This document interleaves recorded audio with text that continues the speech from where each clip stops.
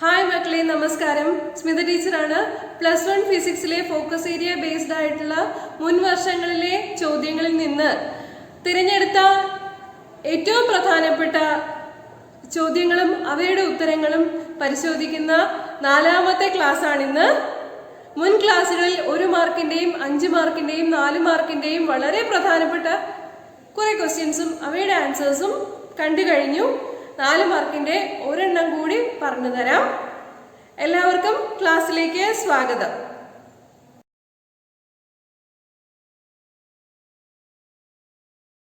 Question paper workout ചെയ്തു തുടങ്ങുന്നതിന് മുമ്പ് ഒരു ചെറിയ ടോപ്പിക് കൂടി ഡിസ്കസ് ചെയ്യാം എന്ന് വിചാരിക്കുന്നു. അതാണ് kinetic energy of rolling motion. Roll ചെയ്യുന്നൊരു ബോഡിയാണ് ഇവിടെ കാണിച്ചിരിക്കുന്നത്. റോളിംഗ് ബോഡിയെ സംബന്ധിച്ചിടത്തോളം അതിന് ട്രാൻസ്ലേഷണൽ കൈനറ്റിക് എനർജിയും റൊട്ടേഷണൽ കൈനറ്റിക് എനർജിയും ഉണ്ട്. മൂവ് ചെയ്ത് കഴിഞ്ഞാൽ കിട്ടുന്ന എനർജിയാണ് കൈനറ്റിക് എനർജി എന്ന് നമുക്കറിയാം. ട്രാൻസ്ലേഷണൽ കൈനറ്റിക് എനർജിയും അതുപോലെ റൊട്ടേഷണൽ കൈനറ്റിക് എനർജിയും. ട്രാൻസ്ലേഷണൽ മോഷനും റൊട്ടേഷണൽ മോഷനും എന്താണെന്നൊക്കെ മുൻ ക്ലാസ്സുകളിൽ എക്സ്പ്ലെയിൻ ചെയ്തിട്ടുണ്ട്. അതൊന്ന് നോക്കണം സംശയമുള്ളവര്. കൈനറ്റിക് എനർജിയുടെ expression kinetic energy of a rolling body equal to rotational kinetic energy plus translational kinetic energy. Rotational kinetic energy half I omega square ആണ്, where I is the rotational inertia, മാസിന്റെ സ്ഥാനത്ത് വരുന്നത്. വെലോസിറ്റിയുടെ സ്ഥാനത്ത് റൊട്ടേഷണൽ മോഷനിലെ angular velocity ഒമേഗയാണ്. Okay, translational kinetic energy നമുക്കറിയാം, half mv². Centre of മാസിന്റെ വെലോസിറ്റിയാണ് എടുക്കുക, അതുകൊണ്ട് ഹാഫ് mvcm² എന്ന് കൊടുക്കും. ഇനി മൊമെന്റ് ഓഫ് ഇനർഷ്യയും റേഡിയസ് ഓഫ് ജൈറേഷനും തമ്മിലുള്ള റിലേഷൻഷിപ്പ് അറിയാം, I equal to mk². Radius of ജൈറേഷനെ കുറിച്ചും ക്ലാസ് എടുത്തിട്ടുണ്ട്. സംശയമുള്ളവര് ആ വീഡിയോ റെഫർ ചെയ്യണം. I equal to mk². Centre of മാസിൽ നിന്നും ആക്സിസ് ഓഫ് റൊട്ടേഷനിലേക്കുള്ള ഡിസ്റ്റൻസിനെയാണ് റേഡിയസ് ഓഫ് ജൈറേഷൻ എന്ന് പറയുക. ഇനി k equal to half I omega² plus half mvcm²ല് വാല്യൂസ് സബ്സ്റ്റിറ്റ്യൂട്ട് ചെയ്ത് കൊടുക്കുക. ഏതിനൊക്കെയുള്ള വാല്യൂസ് സബ്സ്റ്റിറ്റ്യൂട്ട് ചെയ്ത് കൊടുക്കേണ്ടത്? ഐക്ക് പകരം mk² സബ്സ്റ്റിറ്റ്യൂട്ട് ചെയ്ത് കൊടുക്കണം, ഒമേഗയ്ക്ക് പകരം vcm/r സബ്സ്റ്റിറ്റ്യൂട്ട് ചെയ്ത് കൊടുക്കണം. ഓക്കെ, അപ്പോ എക്സ്പ്രഷൻ ഇങ്ങനെയാകും, k equal to half mk² vcm²/r² plus half mvcm². Half mvcm² common ആണ്, പുറത്തെടുത്ത് കഴിയുമ്പോൾ kinetic energy of a rolling ബോഡിയുടെ എക്സ്പ്രഷൻ ഇങ്ങനെയായിരിക്കും കിട്ടുക, half mvcm² into 1 plus k²/r². Okay, so this is the expression for kinetic energy of a rolling body. Okay, ഇപ്പൊ നമ്മൾ കണ്ടു കഴിഞ്ഞ kinetic energy of a rolling body without slipping വളരെ important ആയിട്ടുള്ള ഒരു ഡെറിവേഷൻ ആണ്. അതാണ് 4 മാർക്കിന്റെ ക്വസ്റ്റ്യനില് ഒരു പാർട്ടായിട്ട് ഇതിൽ ചോദിച്ചിരിക്കുന്നത്. നോക്കിക്കോളൂ. Obtain an expression for the total kinetic energy of a body rolling without slipping on the surface of a sphere. Expression കണ്ടു കഴിഞ്ഞതാണ്. ഇതാണ് ഉത്തരം. kinetic energy k equal to half mvcm² into 1 plus k²/r². Derivation വളരെ important ആണ്, ചെയ്ത് പഠിക്കണം. ഇതിലെ vcm എന്ന് പറയുന്നത് velocity of centre of mass ആണ്, k is the radius of gyration ആണ്, and capital R radius of the sphere ആണ്. ഓക്കെ, ഇതിന്റെ ഡെറിവേഷൻ പഠിക്കാൻ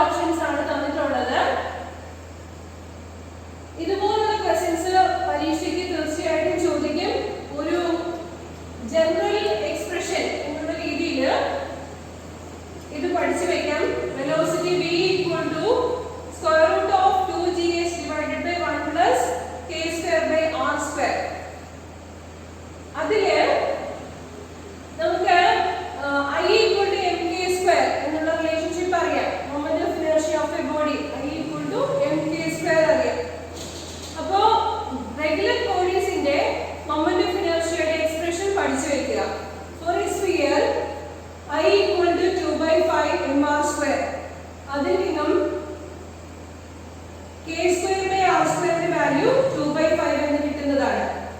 Therefore, we can substitute the value of k square by r square in this equation. Therefore, velocity v equal to square root of 2gh divided by 1 plus k square by r square ന് പകരം 2/5 എന്ന് കൊടുക്കുക. അപ്പോൾ നമുക്ക് v equal to square root of 2gh divided by 7/5. 7/5 എന്ന് പറഞ്ഞതിൽ 5 മുകളിലേക്ക് പോകും. 2 into 5 എന്ന് പറഞ്ഞാൽ 10 ആണ്. So the answer is v equal to square root of 10gh by 7. അപ്പോൾ ഇതുപോലുള്ള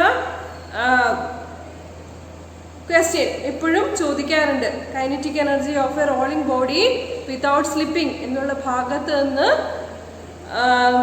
moment of inertia of regular bodies അറിഞ്ഞു കഴിഞ്ഞാൽ വെലോസിറ്റി ഓഫ് ദി ബോഡി കണ്ടുപിടിക്കാൻ പറ്റും.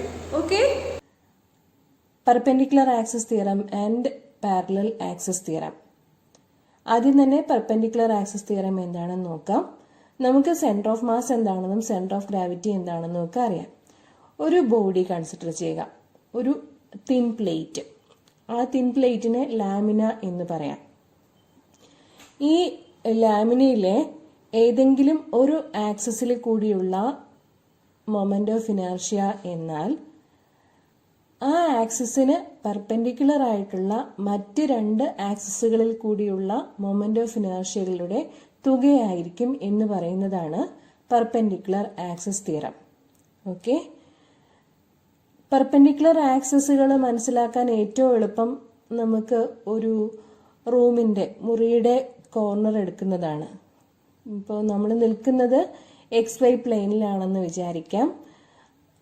അതിന് പെർപെൻഡിക്കുലർ ആയിട്ടുള്ള മറ്റ് രണ്ട് പ്ലെയിനുകളാണ് YZ പ്ലെയിനും അതുപോലെ XZ പ്ലെയിനും. നമ്മൾ XY പ്ലെയിനിൽ നിൽക്കുകയാണെന്ന് വിചാരിച്ചു കഴിഞ്ഞാൽ 3 പെർപെൻഡിക്കുലർ ആക്സിസുകൾ XYZ എന്ന് കണക്കാക്കാൻ പറ്റുന്നതാണ്. O എന്നാണ് ആ ആക്സിസിന്റെ കേന്ദ്രം. 3 ആക്സിസുകളും മീറ്റ് ചെയ്യുന്ന പോയിന്റ് O എന്ന് കണക്കാക്കാൻ പറ്റുന്നതാണ്. അപ്പോ IZ is the moment of inertia about the axis OZ എന്ന് വിചാരിച്ചു കഴിഞ്ഞാൽ IX plus IY ആയിരിക്കും IZ. അതല്ലെങ്കിൽ IX is equal to IY plus IZ, അല്ലെങ്കിൽ IY equal to IX plus IZ. ഇങ്ങനെ പെർപെൻഡിക്കുലർ ആയിട്ടുള്ള ആക്സിസുകളെ സംബന്ധിച്ച മൊമെന്റ് ഓഫ് ഇനർഷ്യയെ ഗവേൺ ചെയ്യുന്ന തിയറമാണ് പെർപെൻഡിക്കുലർ ആക്സിസ് തിയറം. സ്റ്റേറ്റ്മെന്റ് കാണാതെ പഠിച്ചേ പറ്റുള്ളൂ. നോക്കിക്കോളൂ. The perpendicular axis theorem states that the moment of inertia of a plane lamina about an axis perpendicular to its plane is equal to the sum of the moments of inertia of the lamina about any two mutually perpendicular axes in its plane and passing through the point where the perpendicular axes intersect the lamina. അപ്പോൾ perpendicular ആക്സിസുകൾ intersect ചെയ്യുന്ന point O ആണ്. OX and OY എന്നുള്ളത് 2 mutually perpendicular access ആണ്. OZ എന്നുള്ളത് OXനും OYക്കും perpendicular ആയിട്ടുള്ള access ആണ്. അപ്പോൾ IZ equal to IX plus IY എന്ന് വിശദീകരിക്കാനാവുന്നതാണ്. ആപ്ലിക്കേഷൻ ലെവൽ ചോദ്യങ്ങളാണ് ഈ ഭാഗത്ത് നിന്ന് ചോദിക്കാറുള്ളത്. സ്റ്റേറ്റ്മെന്റും ചോദിക്കും. ആപ്ലിക്കേഷൻ ലെവൽ ചോദ്യങ്ങൾ ഡിസ്കസ് ചെയ്യുന്നതാണ്. ഓക്കെ, ഇനി നമുക്ക് മനസ്സിലാക്കാനുള്ളത് പാരലൽ ആക്സിസ് തിയറമാണ്. പേര് സൂചിപ്പിക്കുന്നത് പോലെ തന്നെ ഒരു റിജിഡ് ബോഡിയുടെ പാരലൽ ആയിട്ടുള്ള ആക്സിസുകളിൽ കൂടിയുള്ള മൊമെന്റ് ഓഫ് ഇനർഷ്യ എങ്ങനെ ബന്ധപ്പെട്ടിരിക്കുന്നു എന്നാണ് പാരലൽ ആക്സിസ് തിയറം പറയുന്നത്. ഡയഗ്രം നോക്കിക്കോളൂ. ഒരു ആക്സിസ് കാണിച്ചിട്ടുണ്ട് PQ. ആ ആക്സിസിന് പാരലൽ ആയിട്ട് സെന്റർ ഓഫ് മാസ് കടന്നു പോകുന്ന ആക്സിസ് ആണ് P0 Q0. C എന്നുള്ളതാണ് റിജിഡ് ബോഡിയുടെ സെന്റർ ഓഫ് മാസ്. PQ എന്ന ആക്സിസിനും അതിന് പാരലലായി സെന്റർ ഓഫ് മാസ് കടന്നു പോകുന്ന P0 Q0 എന്ന പാരലൽ ആക്സിസിനും ഇടയിലുള്ള പെർപെൻഡിക്കുലർ ഡിസ്റ്റൻസ് ആണ് A എന്നുള്ളത്. ഡയഗ്രത്തിൽ വ്യക്തമാണല്ലോ. അപ്പോൾ PQവിനെ ആധാരമാക്കിയുള്ള മൊമെന്റ് ഓഫ് ഇനർഷ്യ എന്തായിരിക്കും? പി ക്യു എന്ന ആക്സിസിൽ കൂടിയുള്ള മൊമെന്റ് ഓഫ് ഇനർഷ്യ എന്തായിരിക്കും? അത് പി ക്യുവിന് പാരലൽ ആയിട്ടുള്ള സെന്റർ ഓഫ് മാസ് കടന്നു പോകുന്ന P0 Q0 എന്ന ആക്സിസിൽ കൂടിയുള്ള മൊമെന്റ് ഓഫ് ഇനർഷ്യയുടെ കൂടെ ബോഡിയുടെ മാസും ആ രണ്ട് പാരലൽ ആക്സിസുകൾക്കിടയിലുള്ള പെർപെൻഡിക്കുലർ ഡിസ്റ്റൻസിന്റെ സ്ക്വയർ A² കൂടെ കൂട്ടിയിട്ടുള്ള തുകയായിരിക്കും എന്ന് പറയുന്നതാണ് പാരലൽ ആക്സിസ് തിയറം. ഇത് പറയുമ്പോൾ ഒരുപാടുണ്ട്, പക്ഷെ I = I0 + MA² എന്ന് പറഞ്ഞു കഴിഞ്ഞാൽ വളരെ എളുപ്പമാണ്.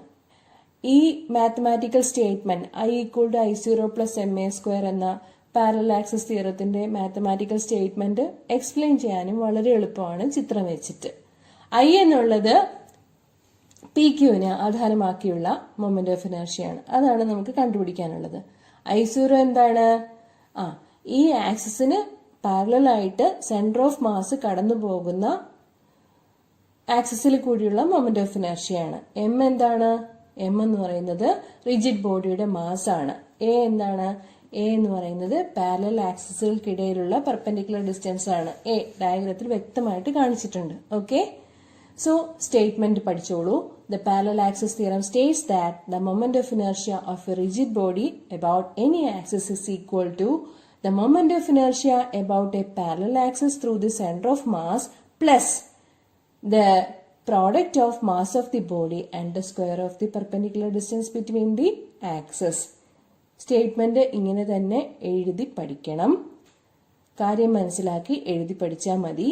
ഡയഗ്രം വ്യക്തമായി വരച്ച് പഠിക്കണം. എന്നാൽ മാത്രമേ സ്റ്റേറ്റ്മെന്റ് ഇതുപോലെ തെറ്റുകൂടാതെ എഴുതാൻ സാധിക്കുകയുള്ളൂ. ഓക്കെ, അപ്പോൾ ഡയഗ്രത്തിന്റെ എക്സ്പ്ലനേഷൻ ആണ് തന്നിരിക്കുന്നത്. P0 Q0 എന്നുള്ളത് സെന്റർ ഓഫ് മാസ് കടന്നു പോകുന്ന ആക്സിസ് ആണ്. അതിന് പാരലൽ ആയിട്ടുള്ള ഒരു ആക്സിസ് ആണ് പി ക്യു എന്നുള്ളത്. പി ക്യുവിനെ ആധാരമാക്കിയുള്ള മൊമെന്റ് ഓഫ് ഇനർഷ്യയാണ് കണ്ടുപിടിക്കാനുള്ളത്. ഓക്കെ, എ എന്നത് സ്മോൾ എ ആണ് കേട്ടോ. ഇവിടെ ക്യൂ എന്ന് തെറ്റായിട്ടാണ് മാർക്ക് ചെയ്തിരിക്കുന്നത്. സ്മോൾ എ എന്നത് perpendicular distance between the two parallel axes ആണ്. P Q and P0 Q0 ഇവയാണ് പാരലൽ ആയിട്ടുള്ള രണ്ട് ആക്സസുകൾ. ഓക്കെ, I0 എന്നുള്ളത് സെന്റർ ഓഫ് മാസ് കടന്നു പോകുന്ന ആക്സസിൽ കൂടിയുള്ള മൊമെന്റ് ഓഫ് ഇനർഷ്യയാണ്. I എന്നുള്ളത് നമുക്ക് കണ്ടുപിടിക്കാനുള്ള പാരലൽ ആക്സസിൽ കൂടിയുള്ള moment of ഇനർഷ്യയാണ്. അങ്ങനെയാവുമ്പോൾ I = I0 + MA² ആയിരിക്കും. അതാണ് പാരലൽ ആക്സിസ് തിയറം പറയുന്നത്. ഇതിനും ആപ്ലിക്കേഷൻ ഉണ്ട്. നമുക്ക് റിജിഡ് ബോഡീസിന്റെ മൊമെന്റ്സ് ഓഫ് ഇനർഷ്യ ഡിസ്കസ് ചെയ്യാനുണ്ട്. ക്വസ്റ്റ്യൻ പേപ്പർ വർക്കൗട്ട് ചെയ്യുമ്പോൾ അത് കാണാം. ഓക്കെ, പാരലൽ ആക്സിസ് തിയറവും പെർപെൻഡിക്കുലർ ആക്സിസ് തിയറവും മനസ്സിലായി കാണുമെന്ന് വിചാരിക്കുന്നു. ഇപ്പോൾ നമ്മൾ പറഞ്ഞ പാരലൽ ആക്സിസ് തിയറവും പെർപെൻഡിക്കുലർ ആക്സിസ് തിയറവും എക്സാം പോയിന്റ് ഓഫ് വ്യൂവിൽ വളരെ ഇമ്പോർട്ടൻ്റ് ആണ്. അതിൻ്റെ സ്റ്റേറ്റ്മെന്റ് പഠിക്കാൻ ബുദ്ധിമുട്ടായിട്ട് തോന്നുന്നുണ്ടെങ്കിൽ ഡയഗ്രാം വരച്ചിട്ട് മാത്തമാറ്റിക്കൽ സ്റ്റേറ്റ്മെന്റ് എങ്കിലും രണ്ടിൻ്റെയും എഴുതി വെക്കണം. ഏതാണോ ചോദിച്ചിരിക്കുന്നത് അതിനനുസരിച്ചിട്ട്. ഇനി നമുക്ക് 3 മാർക്കിന്റെ ചോദ്യോത്തരങ്ങൾ പരിശോധിക്കാം. 4 മാർക്കിന്റെ 7 എണ്ണം വളരെ ഡീറ്റെയിൽഡ് ആയിട്ട് കണ്ടു കഴിഞ്ഞു. ഇനി 3 മാർക്കിലേക്ക് കടക്കുകയാണ്. 3 മാർക്ക് ചോദ്യോത്തരങ്ങളുടെ കാര്യം പറയുകയാണെങ്കിൽ ടൈം മാനേജ്മെന്റ് കുറച്ച് ബുദ്ധിമുട്ടാണ്. 2 മണിക്കൂർ പരീക്ഷയിൽ 3 മാർക്കിന്റെ 2 മാർക്കിന്റെ ചോദ്യോത്തരങ്ങൾ എഴുതി തീർക്കുക കുറച്ച് ബുദ്ധിമുട്ടുള്ള കാര്യമാണ്. അപ്പൊ ഏറ്റവും സേഫ് എന്താന്ന് വെച്ചാൽ ആദ്യം 4 മാർക്കിന്റെ 5 മാർക്കിന്റെ ചോദ്യോത്തരങ്ങൾ എഴുതി വെക്കുകയാണ്. അതിനുശേഷം 2 മാർക്കിന്റെയും 3 മാർക്കിന്റെയും ഉത്തരങ്ങൾ ട്രൈ ചെയ്യുന്നതായിരിക്കും ടൈം മാനേജ്മെന്റിന് സൗകര്യപ്രദമായിട്ടുണ്ടാവുക എന്നാണ് എനിക്ക് തോന്നുന്നത്. 1 മാർക്ക് ചോദ്യോത്തരങ്ങൾ അറിയാവുന്നതാണെങ്കിൽ അത് പെട്ടെന്ന് എഴുതി പോകാം. ആദ്യം തന്നെ 1 മാർക്കിന്റെ ഉത്തരങ്ങൾ എഴുതാൻ വേണ്ടിയിട്ട് ഒരുപാട് സമയം സ്പെൻഡ് ചെയ്യുന്നതും തീർച്ചയായിട്ടും സമയം ലാഭിക്കാൻ നിങ്ങളെ സഹായിക്കില്ല. പെട്ടെന്ന് ഉത്തരങ്ങൾ എഴുതാവുന്നതാണെങ്കിൽ എഴുതുക. അതല്ലെങ്കിൽ അവയ്ക്ക് സ്ഥലം വിട്ടതിന് ശേഷം അല്ലെങ്കിൽ ജസ്റ്റ് ഒന്ന് എഴുതി വെച്ചതിന് ശേഷം പൂർണ്ണമാക്കിയില്ലെങ്കിൽ പോലും 4 മാർക്കിൻ്റെ 5 മാർക്കിൻ്റെയും ഉത്തരങ്ങൾ എഴുതിയിട്ട് പിന്നെ പെൻഡിങ് ഉള്ള 1 മാർക്കിൻ്റെ ഉത്തരങ്ങളും അതുപോലെ 2 മാർക്കിൻ്റെയും 3 മാർക്കിൻ്റെയും ഒക്കെ ശ്രമിക്കുന്നതായിരിക്കും നല്ലതെന്നാണ് എനിക്ക് തോന്നുന്നത്. ഓക്കെ, അതൊക്കെ പോട്ടെ. 3 മാർക്കിൻ്റെ ചോദ്യോത്തരങ്ങളിലേക്ക് കടക്കുന്നു. ഇത് പാരലൽ ആക്സിസ് തിയറത്തിലെ വരുന്നതാണ്. പാരലൽ ആക്സിസ് തിയറത്തിന്റെ സ്റ്റേറ്റ്മെന്റ് എഴുതാൻ പറഞ്ഞിട്ടുണ്ട്, അതുപോലെ ആപ്ലിക്കേഷനും പറഞ്ഞിട്ടുണ്ട്. പാരലൽ ആക്സിസ് തിയറമാണ് ഫസ്റ്റ് ക്വസ്റ്റ്യൻ. ഓക്കെ, 2 മാർക്കിന്റെ ആവുമ്പോഴത്തേക്കും സ്റ്റേറ്റ് ചെയ്ത് ഡയഗ്രാം വരച്ച് എല്ലാം ചെയ്യേണ്ടതായിട്ടുണ്ട്. ബി പാർട്ടിലേക്ക് കടക്കുകയാണ്. Moment of inertia of a disc about its diameter is mr²/4. Obtain an expression for the moment of inertia of the disk about its tangent.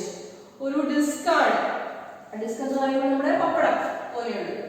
ആ ഒരു പപ്പടം പോലെയുള്ളതിന്റെ about its diameter, the moment of inertia is given mr²/4.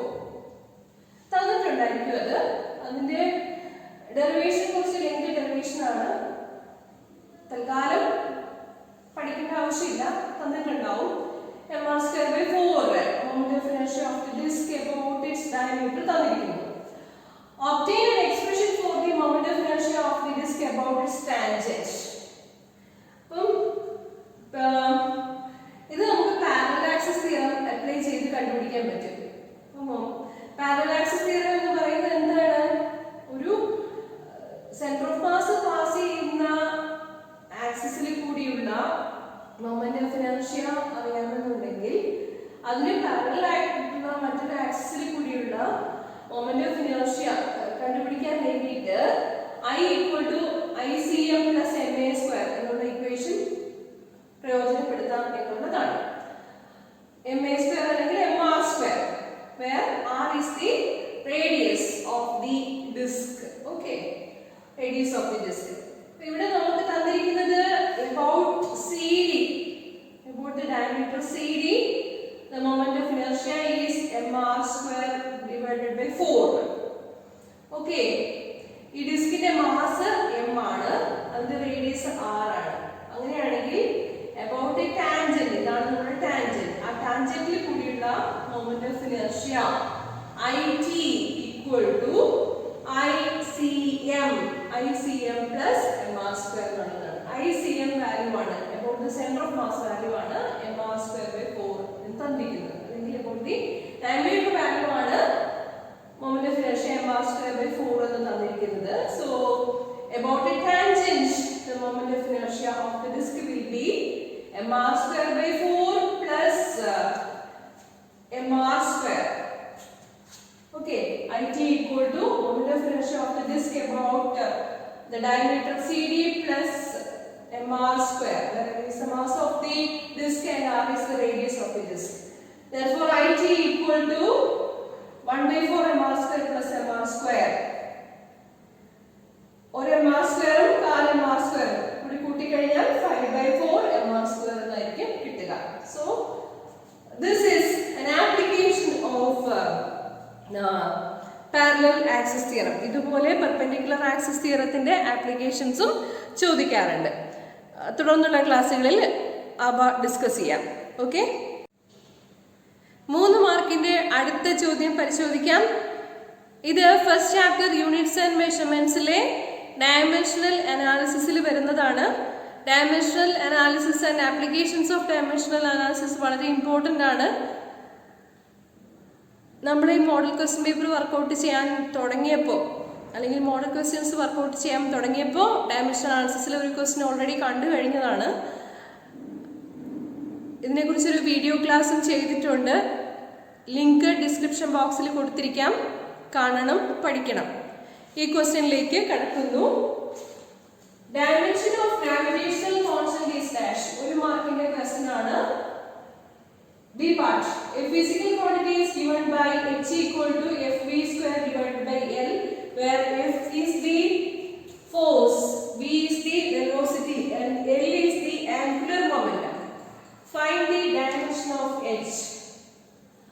അപ്പോ 1 മാർക്കിന്റെ ചോദ്യം ആവുമ്പോഴേക്കും ഉത്തരം മാത്രം എഴുതിയാൽ മതി. m⁻⁻⁴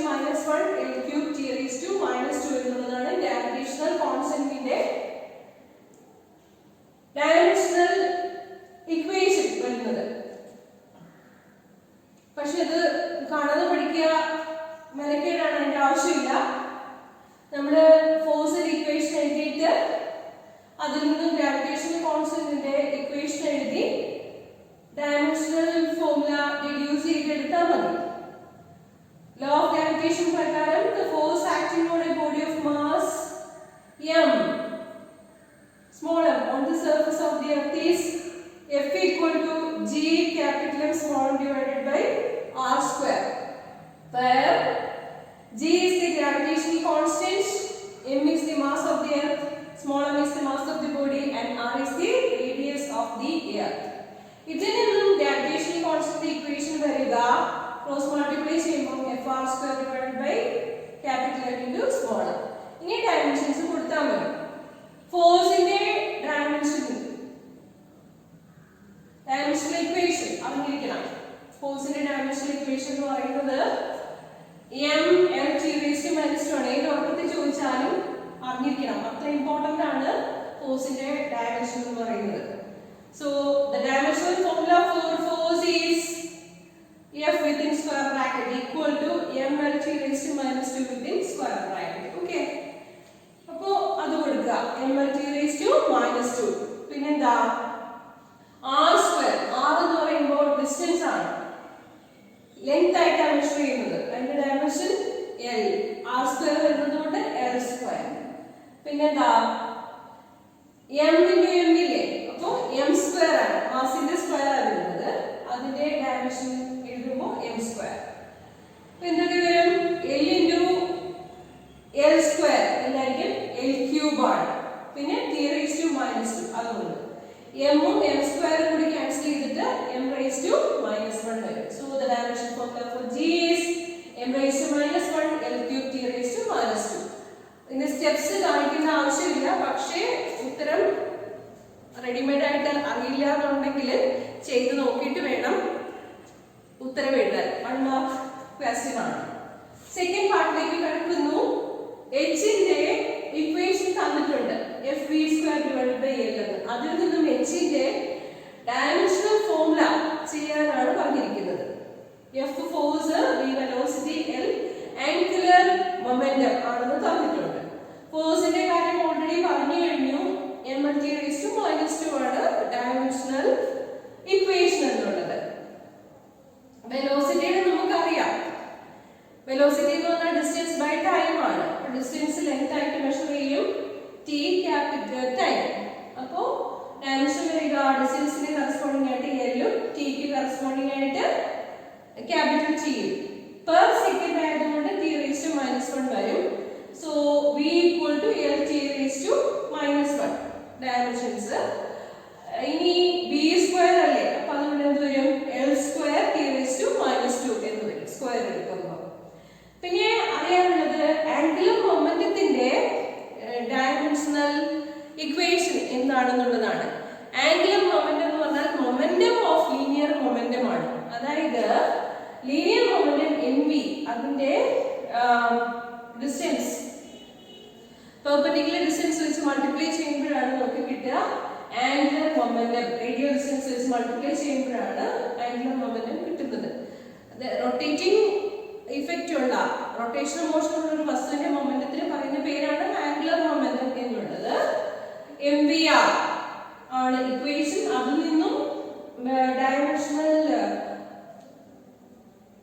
ഫോർമുല നമുക്ക് റെഡ്യൂസ് ചെയ്തെടുക്കാം. Angular momentum L equal to m ന് ക്യാപിറ്റൽ M, V ക്ക് L(T)⁻1, R ന് ഡിസ്റ്റൻസിന്റെ L. So it is m L into L² T⁻1. Okay.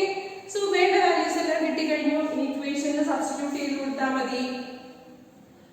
Dimensional formula reduce ചെയ്യാൻ വേണ്ടിയിട്ട് വിത്തിൻ സ്ക്വയർ ബ്രാക്കറ്റ് ആണ് എല്ലാ ടേംസും എഴുതുക. അതാണ് ഡയമെൻഷണൽ ഫോർമുല ക്കുള്ള ഒരു രീതി. സോ H ഇക്വേഷൻ എഴുതി, വാല്യൂസ് സബ്സ്റ്റിറ്റ്യൂട്ട് ചെയ്തു. ഇനി എന്താ സിംപ്ലിഫിക്കേഷൻ ചെയ്യണം. m ഉം m ഉം ക്യാൻസൽ ചെയ്ത് പോയി. അപ്പോ m എന്ന് പറയുന്നത് ടേമേ ഇല്ല. പിന്നെ എന്താ ന്യൂമറേറ്ററിൽ L ഉം L². അപ്പൊ എന്ത് വരും? L³ T⁻⁻2 into T⁻⁻2. It is T⁻⁻4. A raised to m into A raised to n equal to A raised to m plus n. t raised to minus 2 is t raised to minus 4. പിന്നെ ഡിനോമിനേറ്ററിൽ l square t raised to minus 1. അപ്പോൾ l cube ഉം l square കൂടി cancel ചെയ്താൽ l ആണ് വരിക. t raised to minus 4 t raised to minus 1 കൂടി cancel ചെയ്ത് പോയാൽ t raised to minus 3 ആണ് വരിക. സോ h എന്ന ഒരു ക്വാണ്ടിറ്റി ഇവിടെ തന്നിരിക്കുന്നു. h എന്ന് പറയുന്നത് ഹൈറ്റ് ഒന്നുമല്ല, അതൊരു എന്താ നൊട്ടേഷൻ ആയിട്ട് മാത്രമേ തന്നിരിക്കുന്നതേ ഉള്ളൂ. എന്തോ ആകട്ടെ, എക്സ് ഒന്നും ആകാം, എന്തോ ആകാം. അതിന്റെ ഇക്വേഷൻ f(v²/l) എന്ന് തന്നിരിക്കുന്നത്. അങ്ങനെയാണെങ്കിൽ ആ വാല്യൂവിന്റെ dimensional formula h = lt raised to -3 ആയിരിക്കും. ഓക്കെ, ഇപ്പോ ഡയമെൻഷണൽ അനാലിസിസിൽ ഇന്ന് പറഞ്ഞ ക്വസ്റ്റ്യൻ മനസ്സിലായിട്ടുണ്ടാവും എന്ന് വിചാരിക്കുന്നു. ഓക്കെ, പ്ലെയിനിലുള്ള മോഷന്റെ സവിശേഷമാവും സർക്കുലർ മോഷൻ. ഒരു സർക്കുലർ പാത്തിലൂടെ കോൺസ്റ്റന്റ് സ്പീഡിൽ ചലിക്കുന്ന വസ്തു യൂണിഫോം സർക്കുലർ മോഷനിലാണെന്ന് പറയുന്നു. യൂണിഫോം എന്നുദ്ദേശിക്കുന്നത് സ്പീഡിനെയാണ്. അതായത് speed is uniform throughout the motion. ഇവിടെ കാണിച്ചിരിക്കുന്ന ആദ്യത്തെ ഉദാഹരണം നോക്കിക്കോളൂ. ഒരു കുട്ടി ചരടിൽ കല്ല് കെട്ടി ക്ലോക്ക് വൈസ് ഡിറക്ഷനിൽ ചുഴറ്റുകയാണ്. മുകളിൽ നിന്നുള്ള വ്യൂ ആണ് കാണുന്നത്. കല്ല് കറങ്ങുന്നത് ഒരു ഹൊറിസോണ്ടൽ പ്ലെയിനിലാണെന്ന് മനസ്സിലാക്കാലോ. ചരടിന്റെ നീളം സ്മോൾ r ആണെന്നിരിക്കട്ടെ. അതാണ് റേഡിയസ് ഓഫ് ദി സർക്കിൾ. 3 പോയിന്റുകളിൽ ടാൻജന്റ് വരച്ചിരിക്കുന്നത് കണ്ടോ? വീഡിയോ ക്വാളിറ്റി 720 പിക്സൽ ആക്കി ഫുൾ സ്ക്രീൻ ആയി കാണണേ, അപ്പൊ ശരിക്കും കാണാൻ പറ്റും. നമ്മുടെ ടാൻജന്റിന്റെ ഡിറക്ഷൻ സൂചിപ്പിക്കുന്നത് വെലോസിറ്റിയുടെ ഡിറക്ഷനെയാണ്. വെലോസിറ്റിയുടെ ഡിറക്ഷൻ ഓരോ സമയത്തും മാറിക്കൊണ്ടിരിക്കുന്നത് കൊണ്ട് കല്ലിന് ആക്സിലറേഷൻ ഉണ്ടെന്ന് പറയുന്നു. ഈ ആക്സിലറേഷന്റെ മാഗ്നിറ്റ്യൂഡും ഡിറക്ഷനുമാണ് നമുക്ക് കണ്ടെത്താനുള്ളത്. ആക്സിലറേഷന്റെ മൂല്യം a = v²/r ആണ്. അതെല്ലായ്പ്പോഴും സർക്കിളിന്റെ സെന്ററിലേക്കായിരിക്കും ഡിറക്റ്റ് ചെയ്തിട്ടുണ്ടാവുക. പ്രസ്തുത ആക്സിലറേഷനെ പറയുന്ന പേര് സെൻട്രിപെറ്റൽ ആക്സിലറേഷൻ എന്നാണ്. സെൻട്രിപെറ്റൽ ആക്സിലറേഷൻ എന്ന വാക്ക് പ്രൊപ്പോസ് ചെയ്തത് ഐസക് ന്യൂട്ടൺ ആണ്. സെന്റർ സീക്കിംഗ് എന്നർത്ഥമുള്ള ഒരു ഗ്രീക്ക് പദത്തിൽ നിന്നാണ് സെൻട്രിപെറ്റൽ എന്ന വാക്ക് ഉണ്ടായിരിക്കുന്നത്. നമ്മുടെ വെലോസിറ്റി വിയും റേഡിയസ് ആറും കോൺസ്റ്റന്റ് ആയതുകൊണ്ട് സെൻട്രിപെറ്റൽ ആക്സിലറേഷൻ a = v²/r, അതിന്റെ മാഗ്നിറ്റ്യൂഡ് എല്ലായ്പ്പോഴും കോൺസ്റ്റന്റ് ആയിരിക്കും. ഡിറക്ഷൻ മാത്രം ഓരോ സമയത്തും മാറിക്കൊണ്ടിരിക്കും, ഓരോ ഇൻസ്റ്റന്റ് ഓഫ് ടൈമിലും മാറിക്കൊണ്ടിരിക്കും. അതുകൊണ്ട് തന്നെ സെൻട്രിപെറ്റൽ ആക്സിലറേഷൻ എന്നത് ഒരു കോൺസ്റ്റന്റ് വെക്ടർ അല്ല. ആ കാര്യം പ്രത്യേകം മനസ്സിലാക്കണം. സെൻട്രിപെറ്റൽ ആക്സിലറേഷൻ എന്നുള്ളത് ഒരു കോൺസ്റ്റന്റ് വെക്ടർ അല്ല. വെക്ടർ ആണ്, പക്ഷെ കോൺസ്റ്റന്റ് വെക്ടർ അല്ല. ഇനി രണ്ടാമത്തെ കേസ് നോക്കൂ. ഇവിടെ ആന്റി ക്ലോക്ക് വൈസ് ഡിറക്ഷനിലാണ് ബൈക്ക് ഓടിക്കുന്നത്. ടാൻജന്റിന്റെ ഡിറക്ഷൻ, അതായത് വെലോസിറ്റിയുടെ ഡിറക്ഷൻ കാണിച്ചിരിക്കുന്നത് ആന്റി ക്ലോക്ക് വൈസ് ആയിട്ടാണ്. അത് മനസ്സിലായിട്ടുണ്ടാവും എന്ന് വിചാരിക്കുന്നു. അപ്പം ക്ലോക്ക് വൈസ് ആയിട്ടുള്ള കേസും കാണിച്ചിട്ടുണ്ട്, ആന്റി ക്ലോക്ക് വൈസ് ആയിട്ടുള്ള കേസും കാണിച്ചിട്ടുണ്ട്. ഡിറക്ഷൻ പ്രത്യേകിച്ച് അറിയുന്നതിന് വേണ്ടിയിട്ടാണ് രണ്ട് ഉദാഹരണങ്ങളും സൂചിപ്പിച്ചിരിക്കുന്നത്. ഓക്കെ, ഉത്സവം അല്ലെങ്കിൽ പെരുന്നാൾ പറമ്പുകളിലും പാർക്കുകളിലും ഒക്കെ കണ്ടു പരിചയമുള്ള ജയന്റ് വീൽ ഇവിടെ കാണിച്ചിരിക്കുന്നത് കണ്ടോ? ആന്റി ക്ലോക്ക് വൈസ് ഡിറക്ഷനിലാണ് ഇവിടെ അത് ചലിക്കുന്നത്. ബാസ്കറ്റ് നീങ്ങുന്ന ഡിറക്ഷൻ നോക്കുക, അതാണ് ആംഗുലർ ഡിസ്പ്ലേസ്മെന്റിന്റെ ഡിറക്ഷൻ എന്നുള്ളത്. ബാസ്കറ്റിന്റെ 2 പൊസിഷനുകൾ ഇവിടെ കാണിച്ചിട്ടുണ്ട്. അവയാണ് പിയും ക്യൂവും. നിന്ന് ക്യൂവിൽ എത്താനെടുത്ത സമയം വളരെ ചെറുതാണ്. വളരെ ചെറിയ സമയത്തെ ഡെൽറ്റ ടി എന്ന് സൂചിപ്പിക്കാം. ഡെൽറ്റ ടി സമയത്ത് വളരെ ചെറിയൊരു ഡിസ്പ്ലേസ്മെന്റ് പിയിൽ നിന്ന് ക്യൂവിലേക്ക് ഉണ്ടായി എന്ന് വിചാരിക്കുക. അതാണ് ഡെൽറ്റ തീറ്റ. ചിത്രത്തില് വലുതായിട്ട് കാണിച്ചിരിക്കുന്നു എന്നേ ഉള്ളൂ. വാസ്തവത്തിൽ പി ക്യൂ എന്ന ആർക്ക് വളരെ ചെറുതാണ്. ചിത്രത്തിൽ മനസ്സിലാക്കാനുള്ള എളുപ്പത്തിന് വേണ്ടി വലുതായി വരച്ചിരിക്കുന്നു എന്ന് മാത്രമേ ഉള്ളൂ. പിയും ക്യൂവും അടുത്തടുത്തുള്ള 2 പോയിന്റുകളായതിനാൽ ആർക്ക് പി ക്യൂവിനെ ചിത്രത്തിലുള്ള നേർരേഖാ ദൂരം ഡെൽറ്റ ആർ തന്നെയാണെന്ന് മനസ്സിലാക്കേണ്ടതാണ്. പിയും ക്യൂവും അടുത്തടുത്തുള്ള പോയിന്റുകളാവുമ്പോഴത്തേക്കും ഈ ആർക്ക് പി ക്യൂ അത്രയ്ക്കൊന്നുമില്ല. അത് പി ക്യൂ എന്നുള്ളത് നേർരേഖാ ദൂരം ഡെൽറ്റ ആർ തന്നെയായിട്ട് വരുന്നതായിരിക്കും. വ്യക്തമാണല്ലോ അല്ലേ? അതായത് ഡെൽറ്റ ടി വളരെ ചെറുതാണെങ്കിൽ, ഡെൽറ്റ തീറ്റ വളരെ ചെറുതാണെങ്കിൽ ഉള്ള കേസാണ് പറഞ്ഞിരിക്കുന്നത്. ആംഗുലർ ഡിസ്പ്ലേസ്മെന്റ് വളരെ ചെറുതായിരിക്കുമ്പോൾ ആർക്ക് പി ക്യൂ എന്നുള്ളത് ഡെൽറ്റ ആറിന് ഇക്വലന്റ് ആയിട്ടായിരിക്കും ഇവിടെ കാണിച്ചിരിക്കുന്നതിൽ നിന്ന് മനസ്സിലാക്കേണ്ടത്. ഓക്കെ. ആംഗുലർ വെലോസിറ്റി എന്നാൽ ആംഗുലർ ഡിസ്പ്ലേസ്മെന്റ് ഡെൽറ്റ തീറ്റയ്ക്ക് സമയത്തിനനുസരിച്ചുണ്ടാകുന്ന മാറ്റമാണ്. We say time rate of change of angular displacement is angular velocity omega. W പോലെ കാണിച്ചിരിക്കുന്ന ഗ്രീക്ക് ആൽഫബറ്റ് അതാണ് ഒമേഗ. ആംഗുലർ ഡിസ്പ്ലേസ്മെന്റിന്റെ യൂണിറ്റ് എന്ന് പറയുന്നത് ഒമേഗയാണ്. നമ്മുടെ angular velocity omega equal to rate of change of angular displacement equal to delta theta by delta T ആണ്. Angular വെലോസിറ്റിയുടെ unit radian per second, rad per second എന്ന് പറയും. ഓക്കെ. ഇനി നമ്മുടെ ജയന്റ് വീലിലേക്ക് തിരിച്ചു വരാം. പി എന്ന പോയിന്റിലുള്ള ബാസ്കറ്റിന്റെ പൊസിഷൻ വെക്റ്റർ വെക്റ്റർ ആർ കൊണ്ട് സൂചിപ്പിച്ചിരിക്കുന്നു. കാണാൻ പറ്റുന്നുണ്ടല്ലോ അല്ലെ? ക്യൂ എന്ന പോയിന്റിലെ ബാസ്കറ്റിന്റെ പൊസിഷൻ വെക്റ്റർ ആർ ഡാഷ് എന്ന് കാണിച്ചിരിക്കുന്നു. ഇവ രണ്ടും പൊസിഷൻ വെക്ടറുകളാണ്. പി എന്ന പൊസിഷനെയും ക്യൂ എന്ന പൊസിഷനെയും സൂചിപ്പിക്കാൻ വേണ്ടിയിട്ടാണ് വെക്ടർ ആർ എന്നും വെക്ടർ ആർ ഡാഷ് എന്നും കാണിച്ചിരിക്കുന്നത്.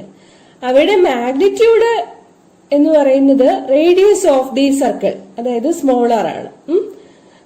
പൊസിഷൻ വെക്ടർ ആണ് ആർ ഡാഷ് എന്നും ആർ എന്നും വെക്ടർ ആർ എന്നും വെക്ടർ ആർ ഡാഷ് എന്നും കാണിച്ചിരിക്കുന്നത്. മാഗ്നിറ്റ്യൂഡ് രണ്ടും ഒന്ന് തന്നെയാണ്, അതായത് radius of the circle smaller ആണ്. Okay. Angle equal to arc by radius എന്നൊരു റിലേഷൻ ഉണ്ട്. Angle equal to arc by radius. P and Q അടുത്തടുത്തുള്ള 2 points ആണെന്ന് പറഞ്ഞല്ലോ. അപ്പോൾ ആർക്ക് പി ക്യൂ എന്നുള്ളത് നേർരേഖാ ദൂരമായിട്ടുള്ള ഡെൽറ്റ ആർ ആയിരിക്കും. ചിത്രത്തിൽ ഡെൽറ്റ ടി സമയത്തുണ്ടായ ആംഗുലർ ഡിസ്പ്ലേസ്മെന്റ് ഡെൽറ്റ തീറ്റ എന്ന് കാണിച്ചിട്ടുണ്ട്. അങ്ങനെയാകുമ്പോൾ angle equal to arc by radius എന്നുള്ള റിലേഷൻഷിപ്പ് എങ്ങനെ മാറും? Delta theta equal to delta R by r എന്നാകും. ഓക്കെ. ഈ ഇക്വേഷനെ ഡെൽറ്റ ടി കൊണ്ട് ഡിവൈഡ് ചെയ്യാം. അങ്ങനെയാകുമ്പോൾ delta theta by delta t equal to delta R by delta t into 1/r എന്ന് എടുക്കാം. പക്ഷെ നമുക്കറിയാം angular velocity omega equal to delta theta by delta T. ആ വാല്യൂ LHS സബ്സ്റ്റിറ്റ്യൂട്ട് ചെയ്ത് കൊടുക്കാം. അതുപോലെ delta R by delta T എന്ന് പറഞ്ഞാൽ rate of change of displacement അതാണ് വരുന്നത്. ആ വാല്യൂ എന്താണ്? വെലോസിറ്റി v ആണ്.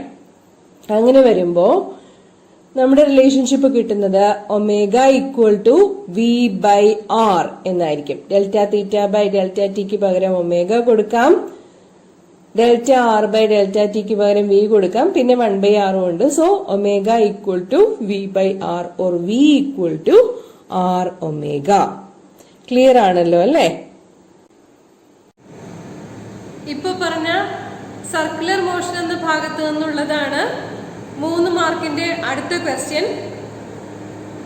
Derive an expression for the angular velocity in circular motion v equal to R omega എന്നതാണ് ഇക്വേഷൻ. ഡീറ്റെയിൽസ് എല്ലാം പറഞ്ഞു കഴിഞ്ഞു. ഇക്വേഷൻ മാത്രം എഴുതി കഴിഞ്ഞാൽ 3 മാർക്കിൽ 1 മാർക്ക് കിട്ടും. ഡെറിവേഷൻ ബുദ്ധിമുട്ടുള്ള ആളുകൾക്ക് 1 മാർക്കെങ്കിലും സ്കോർ ചെയ്യാനാവും ഇക്വേഷൻ മാത്രം എഴുതി കഴിഞ്ഞാൽ. എന്തായാലും അത് വിട്ട് കളയരുത്. ഓക്കെ, ഇനി ബാക്കിയുള്ള ചോദ്യങ്ങൾ അടുത്ത ക്ലാസ്സിൽ ഡിസ്കസ് ചെയ്യാം. വീഡിയോ ഫയൽ ഒരുപാട് വലുതായി കഴിഞ്ഞാൽ എനിക്ക് അപ്ലോഡ് ചെയ്യാൻ ഫോണിൽ നിന്ന് പറ്റില്ല. അതുകൊണ്ടാണ് തൽക്കാലത്തേക്ക് ക്ലാസ് ഇന്നത്തേക്ക് നിർത്തുന്നത്. അടുത്ത ക്ലാസ്സിൽ വീണ്ടും കാണാം. നന്നായിട്ട് പഠിക്കുക. ഫുൾ മാർക്ക് സ്കോർ ചെയ്യാൻ ഇതെല്ലാം പഠിക്കേണ്ട ആവശ്യമാണ്. എല്ലാ ക്വസ്റ്റ്യൻസും ഫോക്കസ് ഏരിയ ടോപ്പിക്കിൽ നിന്നുള്ളതാണ്. നന്നായി പഠിക്കുക. All the best. Thank you.